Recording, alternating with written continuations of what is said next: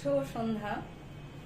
রঘুনাথগঞ্জে থাকে আমার বন্ধু মিঠুর উদ্দেশ্যে আমি আজকে এই কবিতাটি পাঠ করছি। আমার লেখা বই শূন্যের চেয়েও শূন্য, এই কাব্যগ্রন্থ থেকে, আমার নিজের লেখা কাব্যগ্রন্থ, সেই কাব্যগ্রন্থ থেকে আমার নিজেরই লেখা একটা কবিতা, স্বাভাবিকভাবেই আমার কবিতা হবে। একটি কবিতা পাঠ করছি আমার বন্ধুর জন্য।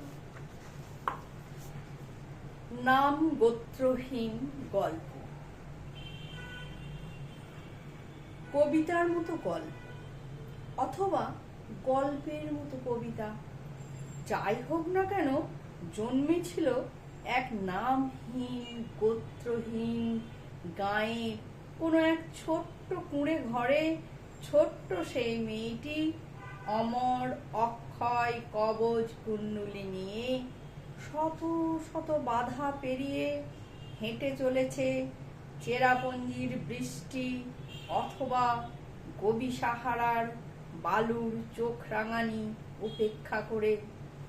হা হা হা হা, নামহীন গোত্রহীন গাঁয়ের মেয়ে, পাতার কুটিরে বাস, সভ্য সমাজের চোখ শাসানি কৌশলে তার পথে কাঁটার বিচালি, তার কাছে প্রতি পদে হেরে যাওয়া, কৌশলে তাকে ভেঙে চুরমার করে দেওয়া।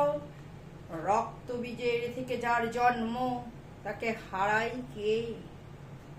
সঙ্গে যে আছে কবচ কুণ্ডলী, হাসে অলক্ষ্যে আপনার চেয়েও আপনজন যিনি।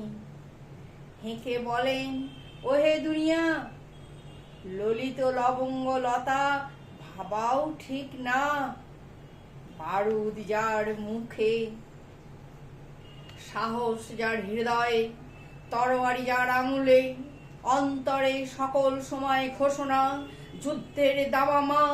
ফাইট ফাইট ফাইট, সমঝে চলো দুনিয়া, সেই মেয়ে অতি সামান্য না।